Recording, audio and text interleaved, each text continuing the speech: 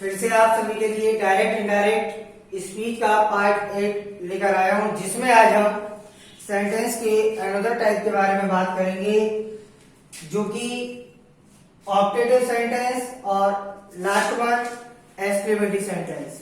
हम लोगों ने अभी तक पढ़ा assertive sentence, interrogative sentence, imperative sentence, और आज जो बचे हुए लास्ट 2 हैं उनको हम स्टडी करेंगे। तो देखते हैं कि सबसे पहले आपके सामने लिखा हुआ है ऑप्टेटिव सेंटेंस। तो ऑप्टेटिव सेंटेंस होता क्या है? ऑप्टेटिव सेंटेंस को अगर हिंदी में बात करें तो ये होता है इच्छा सूचक, या इसको इच्छार्थक वाक्य भी बोलते हैं, जिसमें एक सब्जेक्ट की, किसी व्यक्ति की इच्छाएं होती हैं।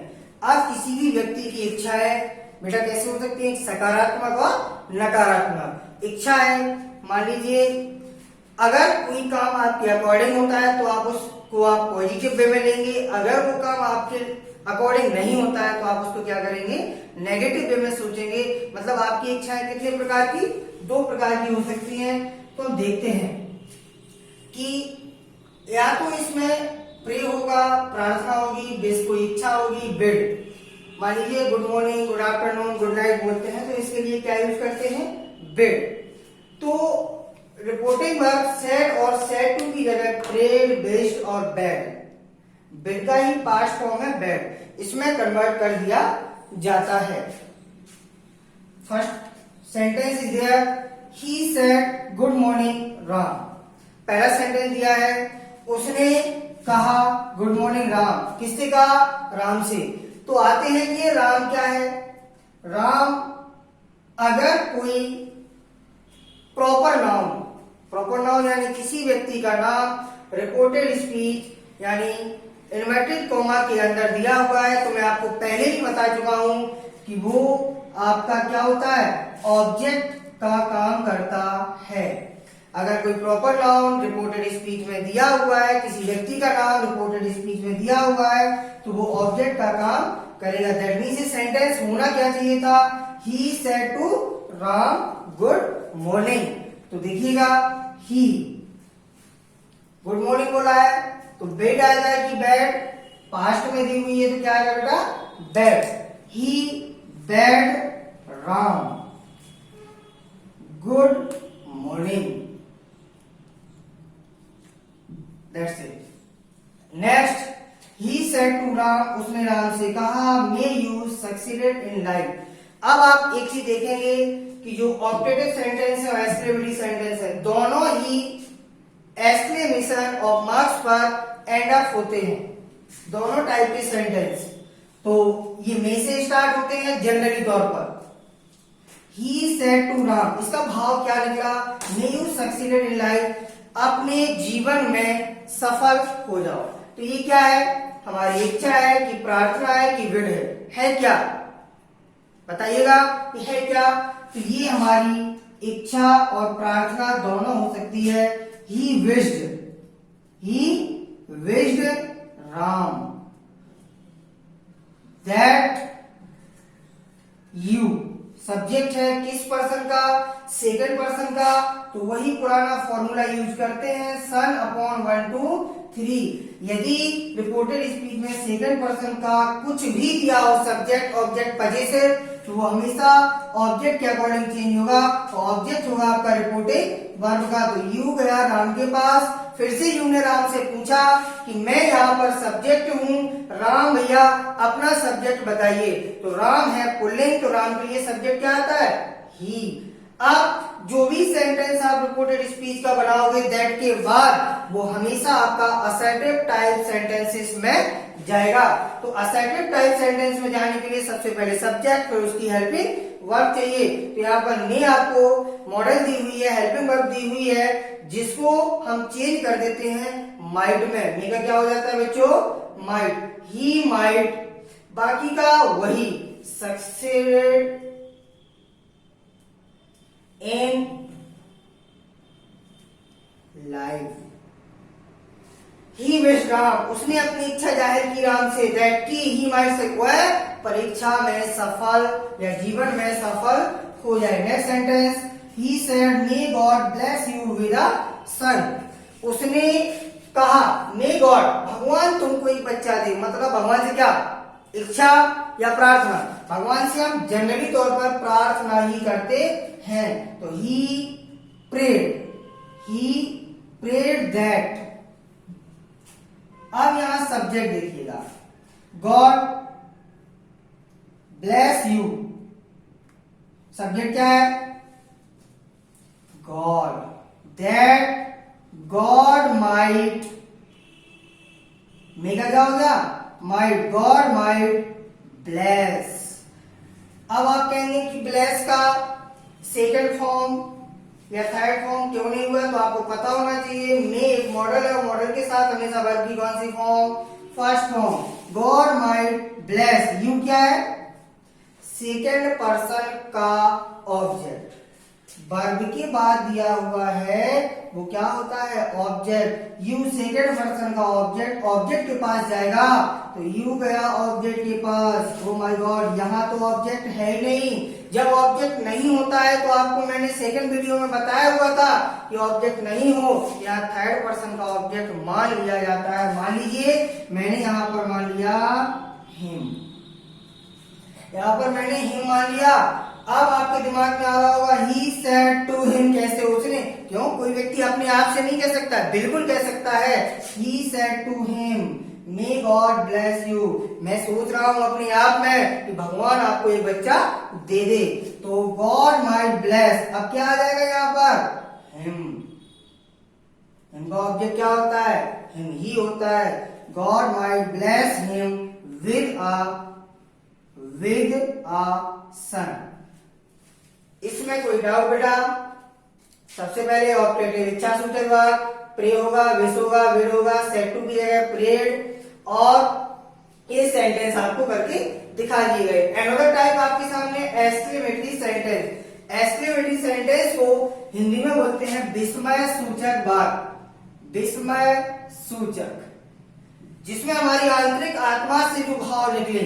मान लीजिए आपको चोट लग जाएगी, बोलते मान लीजिए कोई व्यक्ति एक्सपायर हो जाता है अनफॉर्चुनेटली, तो बोलते हैं एलास। मैच जीत जाते हैं तो बोलते हैं वाओ, वेल डन, ग्रेट। तो ये सब जो वर्ड एक्सप्रेशन होते हैं जो हमारे इंटरनल फीलिंग से आते हैं, वो आते हैं हमारे एक्सक्लेमेटरी सेंटेंस में। और ये सेंटेंस एंड अप होता है किस पर? एक्सक्लेमेटरी मार्क्स पर। देखिएगा, अगर सेंटेंस में हॉरे वर्ड का प्रयोग किया गया है तो सेड टू की जगह हो जाता है एक्सक्लेम विद जॉय।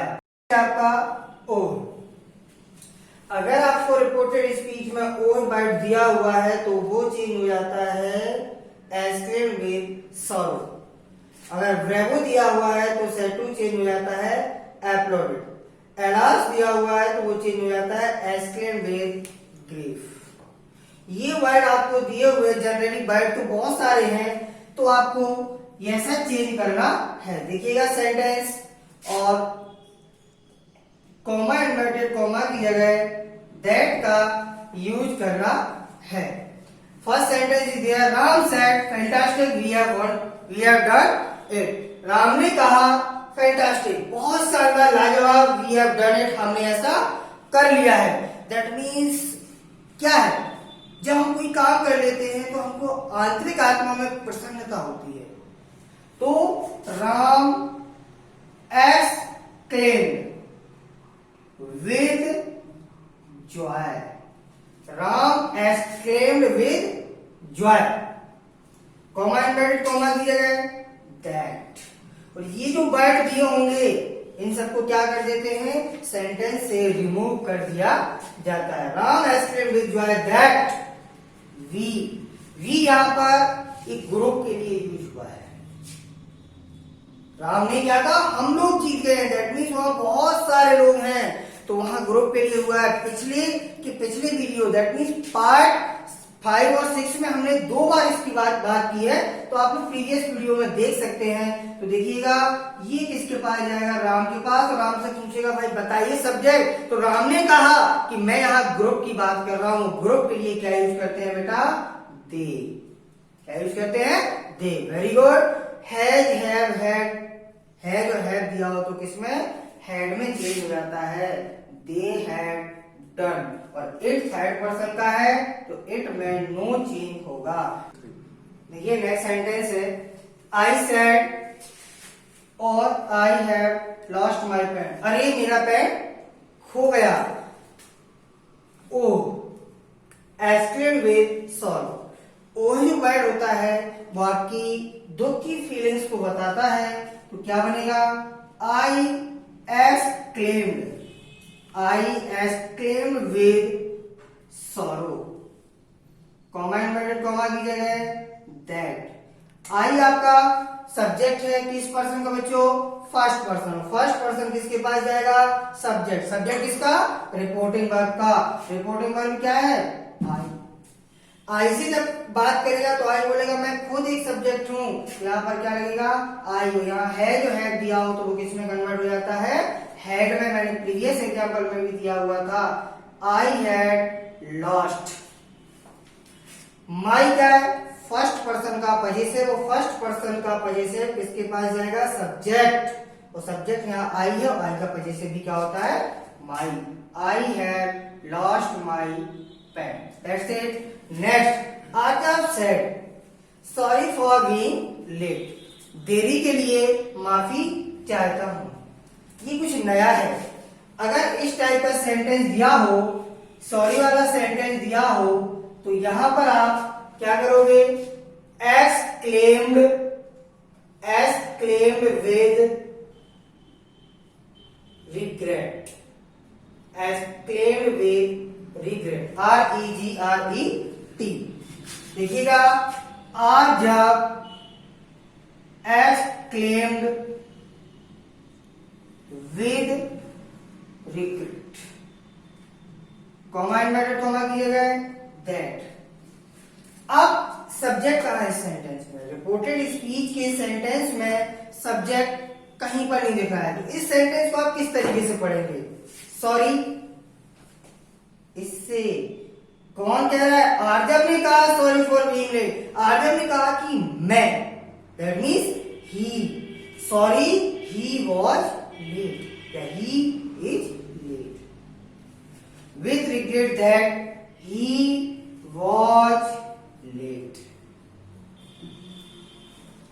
ये सेंटेंस थोड़ा आपके लिए डिफरेंट है, तो इसको आप ध्यान से समझिएगा कि सॉरी फॉर बीइंग लेट दिया हुआ था, इसमें सब्जेक्ट नहीं था, तो इसको समझना दूसरे तरीके से। आरजब ने कहा कि मुझे माफ करिए मैं देरी से आया हूं, मतलब आई एम लेट। क्या था? उसने अपने आप जब वो बोलेगा दूसरे से तो वो क्या होगा? Sorry I am late. जब हम कहीं पर पहुंचते हैं देरी से तो हम क्या बोलते हैं? सॉरी मुझे माफ कर दीजिए। That means I am late होगा यहाँ पर। तो मैंने क्या कर दिया? ही वॉज लेट। आई था, आई जाएगा आरजब के पास। आरजब बोलेगा मेरा सब्जेक्ट क्या है? ही। वो एम था तो यहाँ वॉज हो गया, लेट का लेट। ये थे आपके एक्सक्लेमेटरी और ऑप्टेटिव टाइप सेंटेंसेस। इसमें अगर आपको कुछ भी डाउट है तो आप अपने क्वेश्चंस, क्वेरीज हमारे कमेंट बॉक्स में जाकर लीव आउट कर सकते हैं। आपको बहुत जल्दी उसके आंसर मिल जाएंगे। Thank you very much.